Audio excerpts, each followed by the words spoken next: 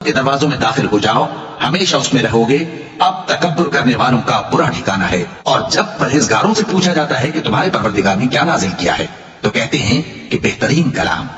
جو لوگ نیکوکار ہیں ان کے لیے اس دنیا میں بھی بھلائی ہے اور آخرت کا گھر تو بہت ہی اچھا ہے، اور پرہیزگاروں کا گھر بہت خوب ہے۔ وہ بہشت جاودانی جن میں وہ داخل ہوں گے، ان کے نیچے نہریں بہ رہی ہیں، وہاں جو چاہیں گے ان کے لیے میسر ہوگا۔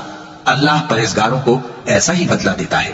ان کی کیفیت یہ ہے کہ جب فرشتے ان کی جانیں نکالنے لگتے ہیں اور یہ کفر و شرک سے پاک ہوتے ہیں تو سلام علیکم کہتے ہیں، اور کہتے ہیں کہ جو عمل تم کیا کرتے تھے ان کے بدلے میں بہشت میں داخل ہو جاؤ۔ کیا یہ کافر اس بات کے منتظر ہیں کہ فرشتے ان کے پاس جان نکالنے آئیں یا تمہارے پروردگار کا حکم عذاب آ پہنچے؟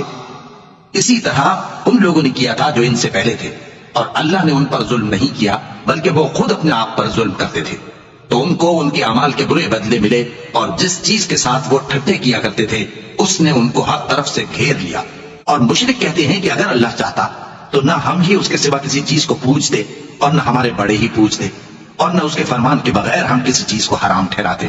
اے پیغمبر، اسی طرح ان سے اگلے لوگوں نے کیا تھا، تو پیغمبروں کے ذمے اللہ کے احکام کو کھول کر سنا دینے کے سوا اور کچھ نہیں۔ اور ہم نے ہر امت میں کوئی پیغمبر بھیجا کہ اللہ ہی کی عبادت کرو اور بتوں کی پرستش سے اجتناب کرو، تو ان میں بعض ایسے ہیں جن کو اللہ نے ہدایت دی اور بعض ایسے ہیں جن پر گمراہی ثابت ہوئی۔ سو زمین میں چل پھر کر دیکھ لو کہ جھٹلانے والوں کا انجام کیسا ہوا۔ اگر تم ان کفار کی ہدایت کے لیے بہت زیادہ خواہش رکھو، جس کو اللہ گمراہ رہنے دے اس کو وہ ہدایت نہیں دیا کرتا، اور ایسے لوگوں کا کوئی مددگار بھی نہیں ہوتا۔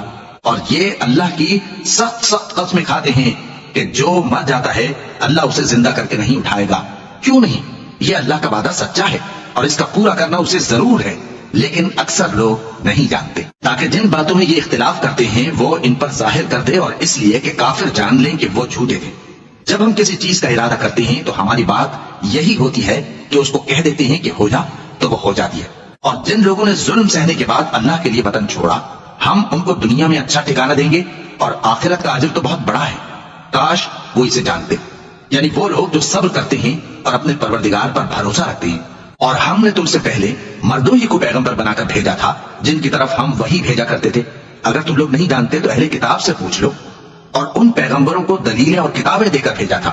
اور ہم نے تم پر بھی یہ کتاب نازل کی ہے تاکہ جو ارشادات لوگوں پر نازل ہوئے ہیں وہ ان پر ظاہر کر دو، اور تاکہ وہ غور کریں۔ اب کیا جو لوگ بری بری چالیں چلتے ہیں اس بات سے بے خوف ہیں کہ اللہ ان کو زمین میں دھسا دے یا ایسی طرف سے ان پر عذاب آ جائے جہاں سے ان کو خبر ہی نہ ہو، یا ان کو چلتے پھرتے پکڑ لے؟